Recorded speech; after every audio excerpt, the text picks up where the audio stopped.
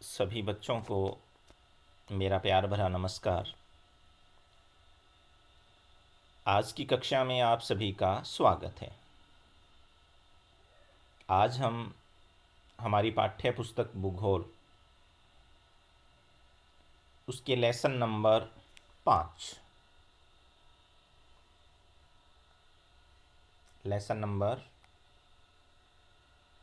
5 जिसका नाम है प्राकृतिक वनस्पति तथा वन्य प्राणी।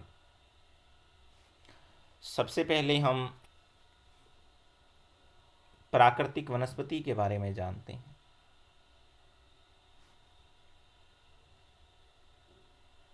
वो पेड़ पौधे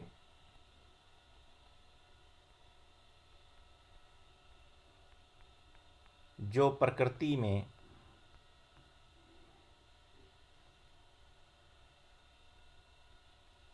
अपने आप उग जाते हैं।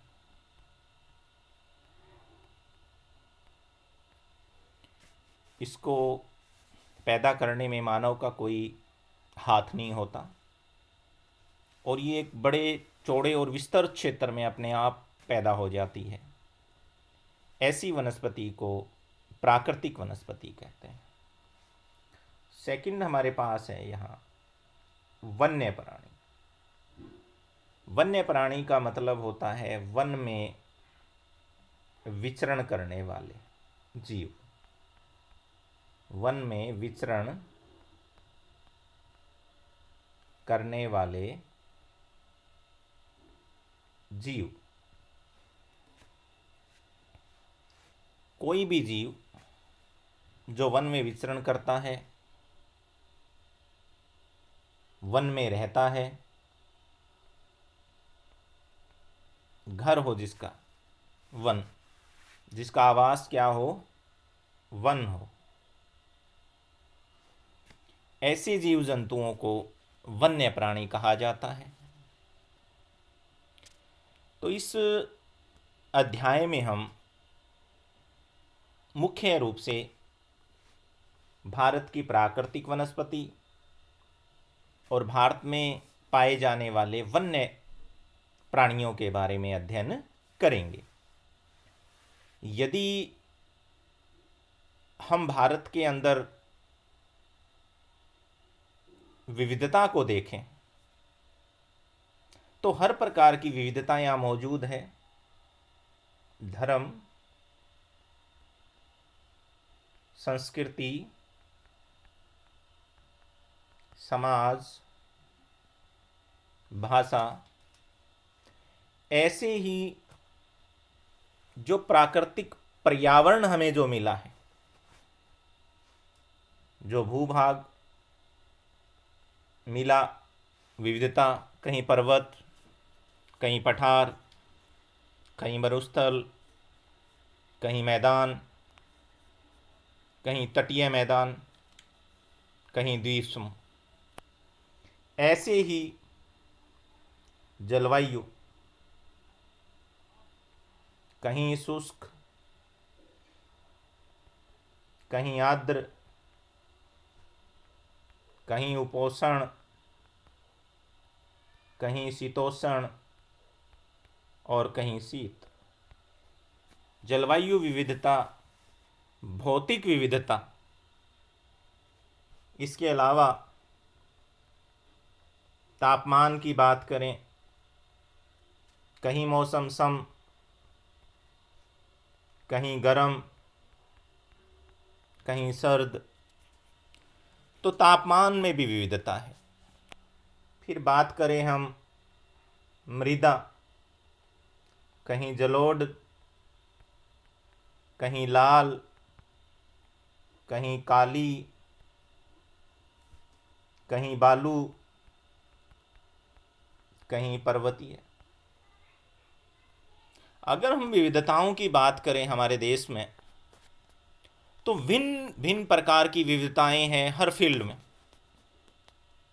और उसी फील्ड की विविधता की वजह से जब जलवायु भिन्न है, भूमि भिन्न है, तापमान भिन्न है, तो वहां उगने वाले पेड़ पौधे भी क्या होंगे? भिन्न होंगे। पेड़ पौधे, वन्य जीव, फूल, सभी क्या मिलेंगे हमें? विविधता वाले मिलेंगे।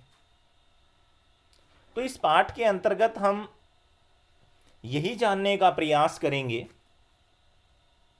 कि भारत के अंदर जो विविध प्रकार की वनस्पति पाई जाती है, वन्य जीव पाए जाते हैं, उसके पीछे कारण क्या है?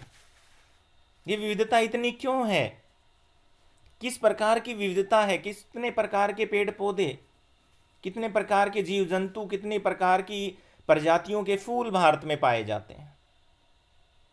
इनको प्रभावित करने वाले कारक, उन सभी का अध्ययन हम इस पाठ के अंतर्गत करेंगे। तो आइए हम हमारे पाठ की शुरुआत करते हैं।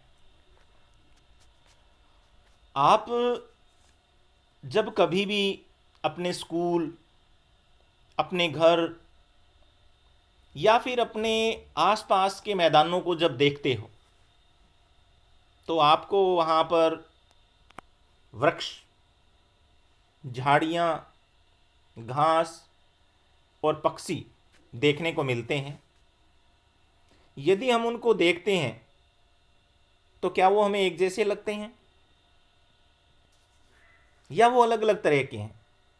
तो जब हम देखते हैं तो हमें पता लगता है कि वो भिन्न भिन्न है। वो क्या है? भिन्न भिन्न है। तो आप सोचिए, भारत एक विशाल देश है, बहुत बड़ा देश है। विश्व में हमारा कौन सा स्थान आता है क्षेत्रफल की दृष्टि से? 7वां बड़ा देश है भारत। तो फिर हम ये कल्पना कर सकते हैं कि जब हमारे आस पड़ोस में इतनी विविधता है तो फिर भारत के अंदर जैव विविधता व्यापक होगी, क्योंकि हम एक छोटे से क्षेत्र में रहते हैं। तो अगर हम देखें तो जो टोटल जो भारत है, जो विश्व में अन्य जो देश हैं उनके मुताबिक जो 12 ऐसे देश हैं जो विविधतापूर्ण वनस्पति और वन्य प्राणी लिए हुए हैं, उनमें भारत एक देश है। यानी कि उन 12 देशों में हमारे देश का नाम भी शामिल है। और भारत में लगभग 47,000 किस्म के पौधे पाए जाते हैं,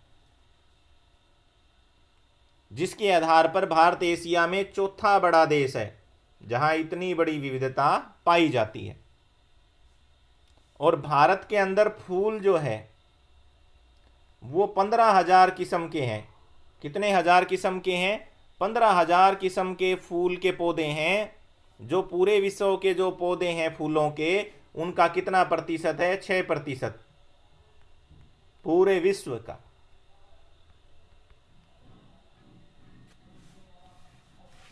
तो ये सारा का सारा जो चीज हमें दिखाई दे रही है वो क्यों है, उसके बारे में अब हम जानेंगे। तो सबसे पहले हम जानते हैं कि प्राकृतिक वनस्पति क्या होती है। अभी मैंने आपको अर्थ बताया था। प्राकृतिक वनस्पति का अर्थ है, क्या अर्थ है? कि वनस्पति का वह भाग जो मनुष्य की सहायता के बिना अपने आप पैदा होता है और लंबे समय तक उस पर मानवीय प्रभाव नहीं पड़ता, उसको हम क्या कहते हैं? प्राकृतिक वनस्पति। और मानव का इसके ऊपर प्रभाव नहीं पड़ता, इसलिए इसको किस नाम से जाना जाता है? अक्षत वनस्पति। क्योंकि मानव खेती करता है, फसलें उगाता है, बाग लगाता है, वो प्राकृतिक वनस्पति नहीं है। वो क्या है? प्राकृतिक वनस्पति नहीं है। अब हमारे पास प्राकृतिक जो वनस्पति है उसको यहाँ 2 भागों में डिवाइड किया गया है। एक तो है देशज।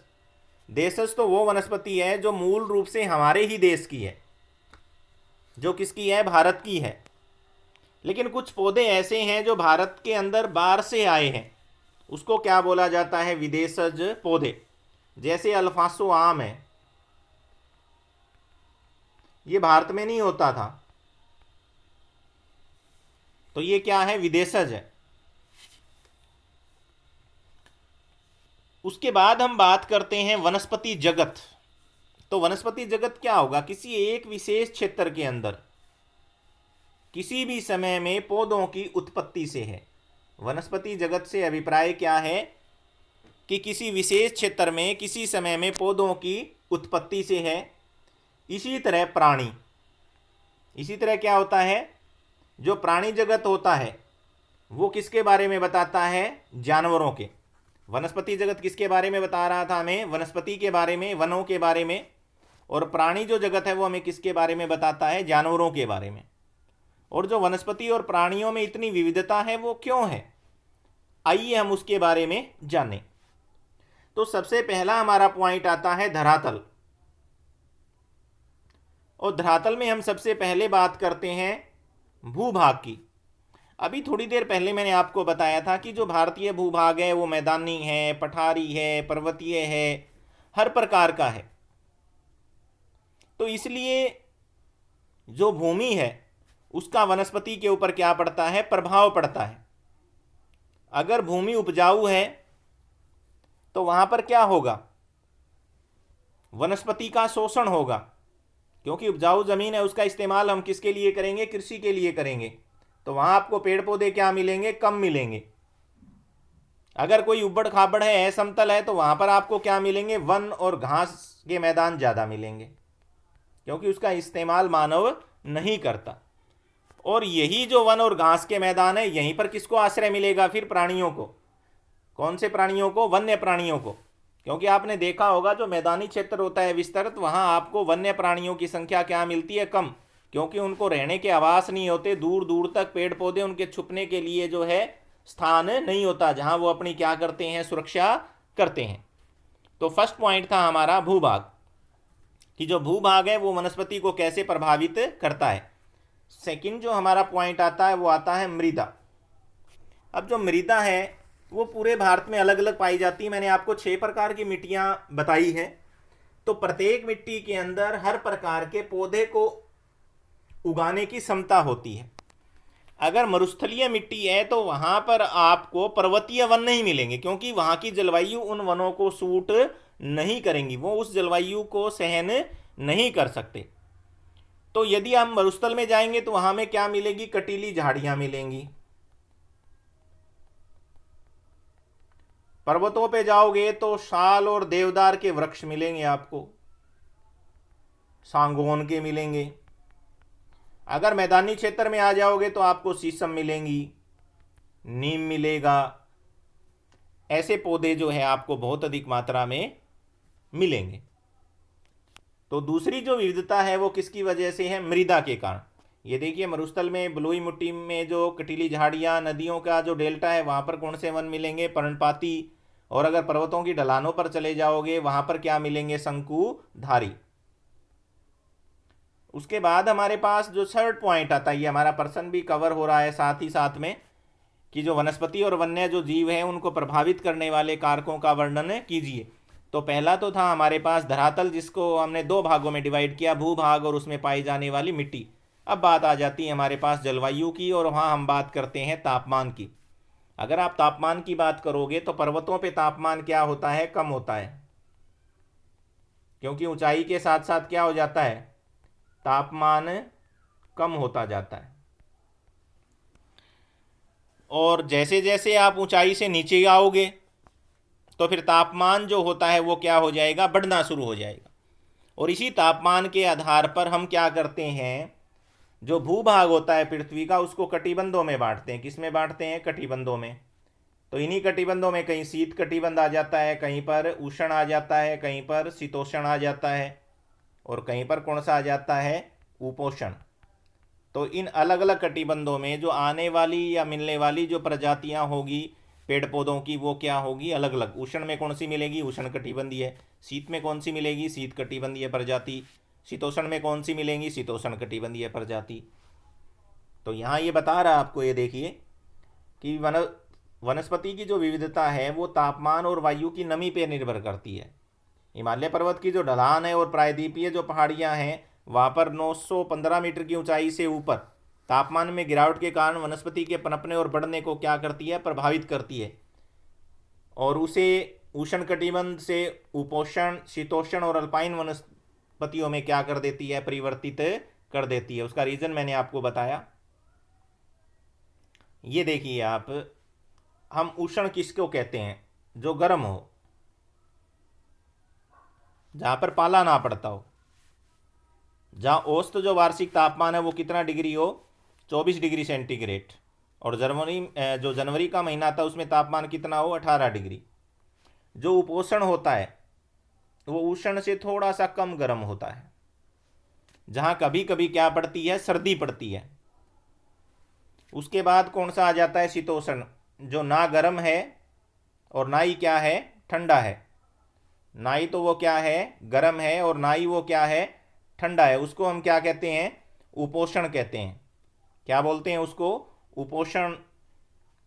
उसके बाद हमारे पास आता है शीतोष्ण, जिसमें कभी कभी पाला भी पड़ जाता है और बर्फ भी पड़ जाती है। और अल्पाइन जो होता है वो होता है शीत, जहाँ पर बहुत ज़्यादा क्या पड़ती है, बर्फ पड़ती है, जैसे कि हमारे उत्तरी ध्रुव और दक्षिणी ध्रुव। उसके बाद नेक्स्ट जो हमारे पास पॉइंट आता है वो आता है प्रकाश। किसी भी वनस्पति को बढ़ने के लिए, उसको पलने के लिए, उसको फूटने के लिए, फलने के लिए किसकी ज़रूरत होती है, सूर्य के प्रकाश की। इस पृथ्वी के ऊपर चाहे वो जीव जंतु हो, चाहे वो पेड़ पौधे हो, बिना सूर्य के प्रकाश के बहुत लंबे समय तक क्या नहीं रह सकता, जीवित नहीं रह सकता।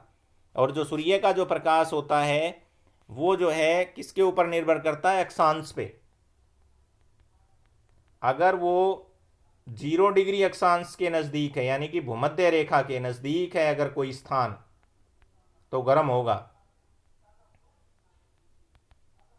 क्या होगा, गर्म, क्योंकि वहाँ सूर्य का तापमान सबसे ज़्यादा पड़ता है। अगर कोई अक्षांश ध्रुवों के पास है तो वहाँ सूर्य का प्रकाश क्या आ जाता है, कम। तो सूर्य के प्रकाश का ही वनस्पति के ऊपर प्रभाव पड़ता है। इसी कारण जो शीत जो स्थान है वहाँ पर वनस्पति कम पाई जाती है, विरल होती है, जबकि मैदानों में क्या मिलती है, सघन मिलती है। क्योंकि वहाँ मौसम गर्म होता है, इसलिए पेड़ पौधे को बढ़ने में और जो उनकी जो प्रक्रिया होती है, कौन सी प्रक्रिया होती है, प्रकाश संश्लेषण की, जिससे वो अपना भोजन तैयार करते हैं, प्रकाश संश्लेषण, तो वो किसकी मौजूदगी में होता है, सूर्य के प्रकाश में। तो ये था हमारे पास कि जो सूर्य का जो प्रकाश है वो कैसे जो है प्रभावित करता है। नेक्स्ट हमारे पास आ जाता है वर्षण, वर्षा। जहां वर्षा ज़्यादा होगी वहां पर भारी भरकम और ऊंचाई वाले पेड़ पौधे मिलेंगे। वहां पर क्या मिलेंगे, ऊंचाई वाले पेड़ पौधे जो है मिलेंगे। और जहां पर वर्षा कम होगी वहां पर जो पेड़ पौधे होंगे उनकी ऊंचाई भी कम होगी और उनके जो पत्ते होंगे वो क्या होंगे, छोटे होंगे। जिन क्षेत्रों में अच्छी बारिश होती है वहां पर लंबे चौड़े वृक्ष मिलेंगे और उनके जो पत्ते हैं वो क्या मिलेंगे, आपको चौड़े मिलेंगे। और जहां वर्षा कम होती है वहां पर पत्ते आपको क्या मिलेंगे, छोटे मिलेंगे। किकर जैसी प्रजातियां आपको वहां पर देखने को मिलेगी। तो जहां वर्षा अधिक होती है वहां वन क्या होंगे, सघन होंगे। पत्ते के बाद हम बात करते हैं सघनता की।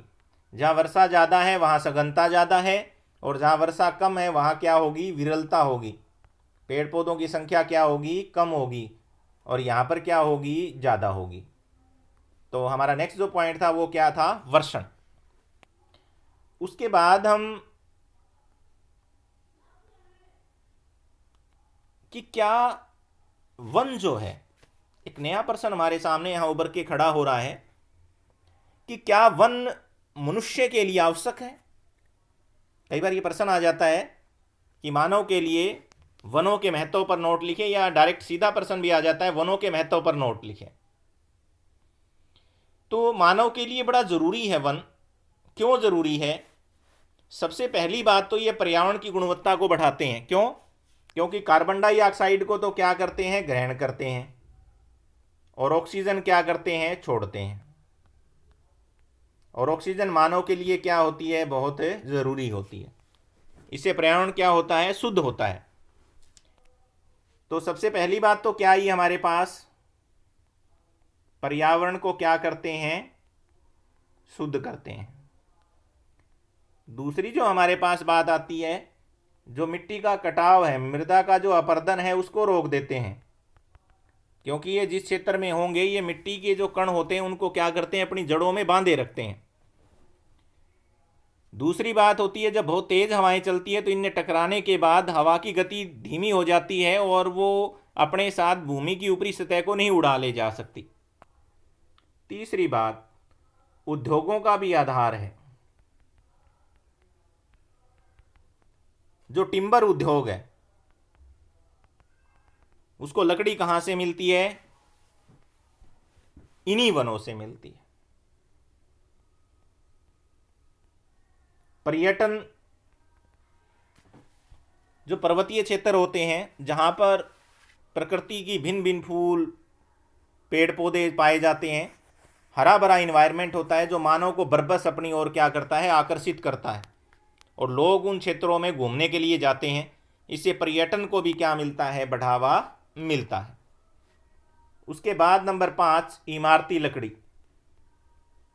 जो मानव है उसको जो अपनी इमारतें वो बनाता है, उसके लिए लकड़ी कहाँ से मिलती है? वनों से मिलती है। इसके बाद नंबर 6, जो आदिवासी समुदाय हैं, आदिवासी जो लोग हैं उनकी जीविका किस पे निर्भर करती है? इन्हीं पेड़ पौधों को। और नंबर 7,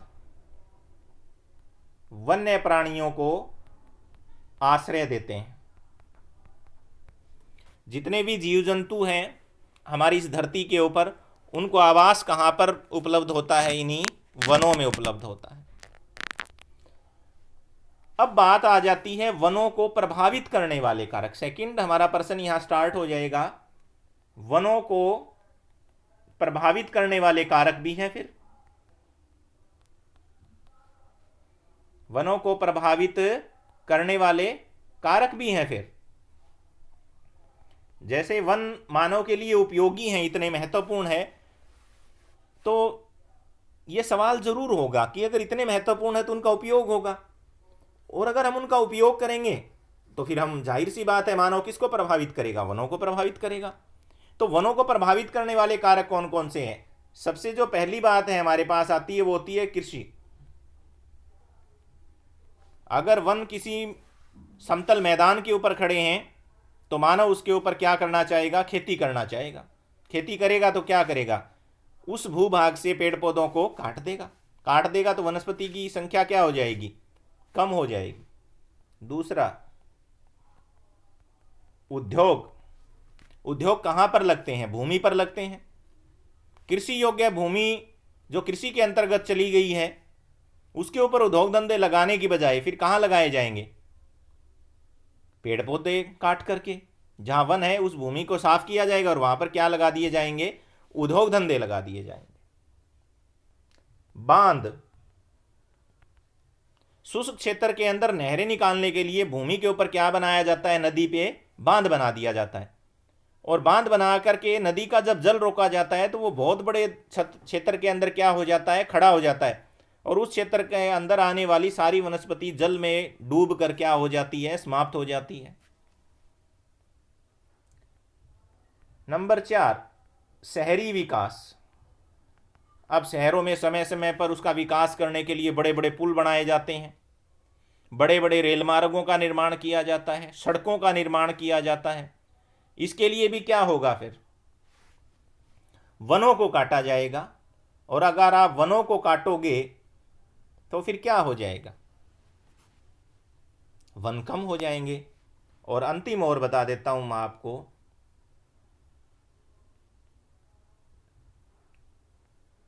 चरागा। चारे की जो व्यवस्था करने के लिए पशुओं की, उसके लिए भी क्या किया जाता है? वनों के अंदर पशुओं को चराने के लिए जब लोग जाते हैं तो वो क्या करते हैं? पेड़ पौधे जो होते हैं उनको पशु ऊपर से खा जाते हैं, उसकी कोंपलों को नष्ट कर देते हैं। छोटे जो पौधे होते हैं उनको पशु अपने खुर से क्या कर देते हैं? तोड़ देते हैं। तो ये वो कारण है जिसकी वजह से हम, मानव की वो गतिविधियां हैं जो वनों को क्या करती है? प्रभावित करती है। अब अगर हम बात करें भारत की, तो 2003 में वनों का जो क्षेत्रफल था वो लगभग 68 लाख वर्ग किलोमीटर था। भारत के बहुत से भाग में वन क्षेत्र सही मायने में प्राकृतिक नहीं है। किसको छोड़ दें? अगम्य क्षेत्र को, जहां मानव जा नहीं सकता। उन क्षेत्रों को अगर हम छोड़ दें तो वो क्षेत्र कौन से हैं? हिमालय को छोड़ दें, मध्य भारत के कुछ भाग को छोड़ दें, मरुस्थल छोड़ दें, जहां पर प्राकृतिक वनस्पति है वहां मानव ने हस्तक्षेप नहीं किया, वो उसकी पहुंच से बाहर है। बाकी शेष भागों के अंदर मानव के हस्तक्षेप से वनस्पति आंशिक या फिर पूर्ण रूप से परिवर्तित हो चुकी है या फिर बिल्कुल निम्न कोटि की है। अगर हम उसकी चर्चा हरियाणा से करें तो हरियाणा में केवल 3% के आसपास ही वन है। पूरी जो भूमि है, किसी देश की राष्ट्रीय नीति के अनुसार उसके किस संपूर्ण भूभाग के कितने प्रतिशत भाग पर वन होना चाहिए? 33% पर, जबकि भारत में है कितना? लगभग 23%। जबकि हरियाणा में तो ये इसका भाग घटकर कितना है? 3% पर आ गया है।